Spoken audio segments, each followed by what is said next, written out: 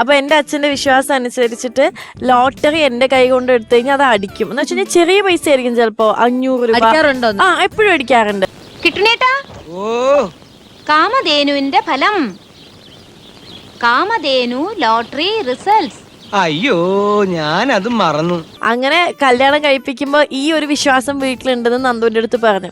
എന്നിട്ട് നമ്മള് മലേഷ്യ പോയപ്പം കസിനോള് കയറി. ആദ്യമായിട്ടാണ് കസിനോള് പോണേ, ഞാനും അവനും. അപ്പൊ ഒരു തേങ്ങയും മനസ്സിലാവുന്നില്ല, അങ്ങോട്ടും ഇങ്ങോട്ടും എന്തൊക്കെയോ ഉണ്ട്. അവസാനം നമുക്ക് മനസ്സിലാവുന്ന ഒരു സാധനം മാത്രം ഇങ്ങനെ കറക്കി കുത്തണം, അത് ചെയ്തു. അപ്പൊ നമ്മൾ ഇതേപോലെ 2000 രൂപയ്ക്ക് മാറ്റി. ടിക്കറ്റ് നമ്പർ കണ്ടിട്ടുണ്ട്. അത് വെച്ച് ഒന്നും അടിച്ചില്ല.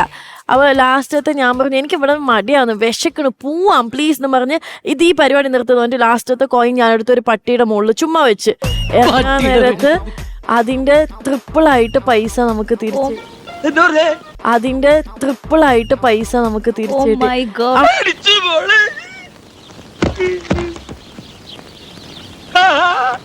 അതിനുശേഷം ഇപ്പൊ നന്ദു വിശ്വസിക്കുന്നത് അവന്റെ ഭാഗ്യം ഞാനെന്നാ. പിന്നെ ഞാൻ അങ്ങനത്തെ പരിപാടിക്ക് പോയിട്ടില്ല. ലോട്ടറി ഇത്തവണെങ്കിലും അടിക്കോ? എന്താ നിനക്കൊരു അടി വേണമെന്നുണ്ടാ? ഇരിക്കവിടെ. എന്തിനട ഈ മയിൽ കുറ്റി കുഴിച്ചിട്ട് പോലെ ഇവിടെ ഇരിക്കണേ? അതിനെ ചിരിക്കേ, ഇങ്ങനെയുണ്ട് ഒരു ജന്മം.